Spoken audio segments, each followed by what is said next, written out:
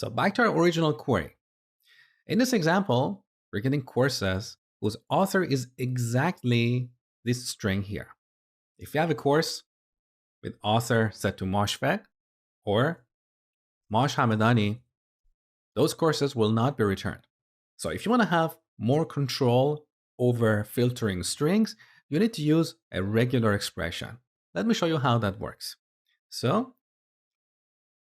I'm going to comment this out. Let's say we want to get courses whose author starts with Mosh. This is how we write this query. So find, pass an object, set the author. Now instead of passing a string here, we pass a regular expression. So we add a slash. Here we add a pattern that we're going to modify in a second and another slash. So this is the syntax for representing a regular expression. Now in regular expressions, we can use this caret character to represent a string that starts with something. Here I can add Mosh.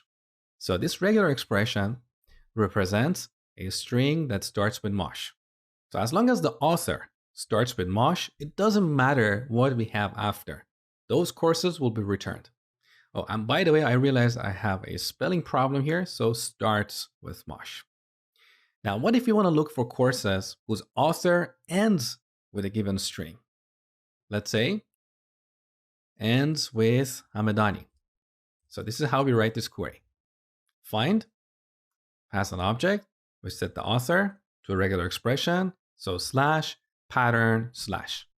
And the pattern we use here is Hamedani $. So $sign in regular expressions indicates the end of a string. So here we're looking for courses whose author ends with Hamedani. Now this query is case sensitive.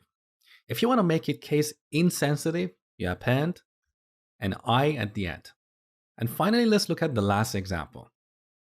What if you want to look for courses whose author contains the word Mosh? So Mosh can be at the beginning, it can be in the middle, or it can be at the end. Let me show you how to write this query. So we call find, pass an object, author, regular expression. Here's our pattern.